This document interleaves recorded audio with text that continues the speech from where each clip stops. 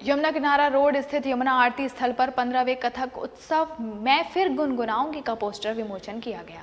सर्वप्रथम यमुना मैया की विधिवत आरती की गई। इसके बाद ज्योति खंडेरवाल, रिवर कनेक्ट कैंपेन के संस्थापक ब्रज खंडेरवाल आदि ने आयोजन के पोस्टर का विमोचन किया।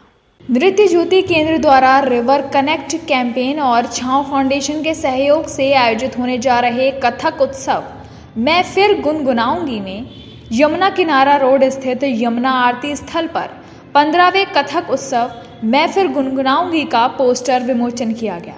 सर्वप्रथम यमुना मैया की विधिवत आरती की गई। इसके बाद ज्योति खंडेरवाल, रिवर कनेक्ट कैंपेन के संस्थापक ब्रज खंडेरवाल, पद्मिनी खंडेरवाल, ऋतु सिंह, डॉक्टर हरेंद्र गुप्ता, शहतोष गौतम, राजीव कुलश्रेष्ठ, प्रियंका गौतम, चतुर्भुज तिवारी, विशाल झा आदि ने आयोजन के पोस्टर का विमोचन किया। निर्देशक ज्योति खंडेरवाल ने बताया कि 24 जून को सूरसदन प्रेक्षागृह में शाम 6:30 बजे से कथक उत्सव का आयोजन होगा। प्रतिवर्ष कथक उत्सव के माध्यम से समाज को किसी न किसी ज्वलंत मुद्दे से संबंधित संदेश अवश्य दिया जाता है।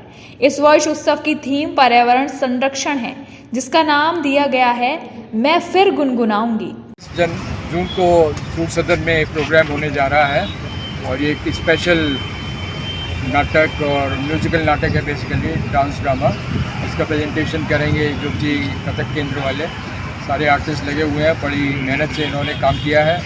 यमुना की जो हालत है वो उसको हाईलाइट करने का इनका इरादा है। तो हम समझते हैं कि जनता जागरूक होगी और इससे इन्वॉल्व होगी और हमारा जो अभियान चल रहा है नदी को बचाने के लिए, उससे इसमें मदद मिलेगी इस प्रोग्राम से, ये हमारी उम्मीद है। उन्होंने बताया कि थीम पर आधारित नृत्य नाटिका की प्रस्तुति होगी, जिसमें 6 कथक की प्रस्तुतियां 30 बच्चे और 8 महिलाओं द्वारा दी जाएंगी। इसके अलावा अन्य प्रस्तुतियां होंगी। ऋतु सिंह ने बताया कि उत्सव पूर्ण रूप से शास्त्रीय नृत्य को समर्पित होगा। नृत्य नाटिका में आगरा शहर की जलवायु पर्यावरण को लेकर चिंता का प्रदर्शन होगा, जिसमें नदी, कटते पेड़, ताजमहल, ब्रिज की धरा को दिखाया जाएगा।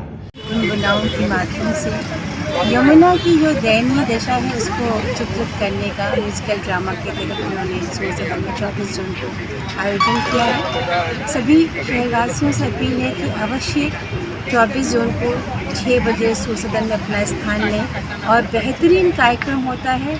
विशुद्ध शास्त्रीय संगीत नृत्य को समर्पित ये कार्यक्रम होगा, जिसमें 1.5 से 2 घंटे के लिए यमुना की जो दुर्दशा हमने कर दी है, उसकी पीड़ा को, उसकी व्यथा को, उसकी कथा को विशुद्ध शास्त्रीय नृत्य कथक के द्वारा उजागर किया जाए। और ये हम अपना हर बार एनुअल डे करते हैं, तो कोशिश ये रहती है हम कुछ भी मुद्दों को लेके अपने पूरा शो करें।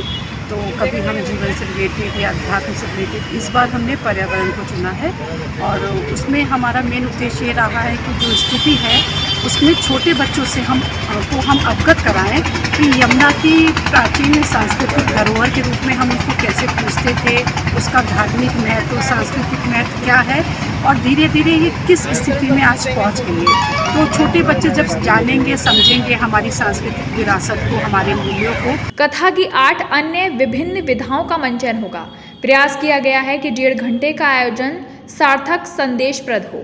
ब्रज खंडेरवाल ने कहा कि यमुना नदी की वर्तमान स्थिति के लिए हम सभी दोषी हैं।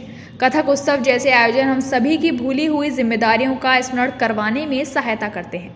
मून न्यूज़ के लिए हरिओम कुशवाहा की रिपोर्ट।